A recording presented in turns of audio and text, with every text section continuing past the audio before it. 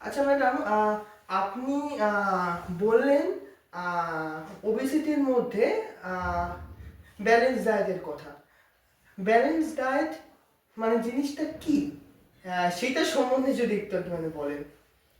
আচ্ছা, আমাদের ফুড ক্যাটাগরিগুলো থেকে হ্যাঁ। সবকিছুই থেকে পরিমাণ মতো খাবার থাকতে হবে। মানে যথেষ্ট পরিমাণ carbohydrate, protein, fat, milk product, roughage, এগুলো সবকটা যদি থাকে, রাফেজ মানে ফাইবার, এগুলো যদি সবকটা পরিমিত পরিমাণে থাকে সেটাকেই আমরা বলবো ব্যালেন্স ডায়েট। এবার পরিমিত পরিমাণ বলতে কি বোঝায়? আমরা কিন্তু ভাতটা থালা উঁচু করে খাই, সেটা করা যাবে না। শাক, সবজি, ফল, এই তিনটেই থাকবে প্লেটের অর্ধেক পোর্শন। আচ্ছা, প্রোটিন থাকবে 1/4 আর কার্বোহাইড্রেট থাকবে 1/4।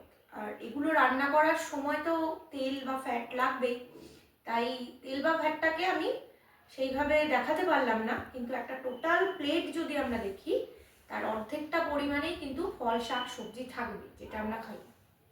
আমরা অল্প পরিমাণে খাই, এটাকে করা যাবে না। বা কোনো কোনো দিন স্কিপও করে দেয়, আজকে সবজি খেতে ভালো লাগছে, আজকে একটা ফল খাওয়া হলো, সেইটা করা যাবে না। ফল সবজির পরিমাণ কিন্তু বাড়াতে হবে আমাদের খাবার।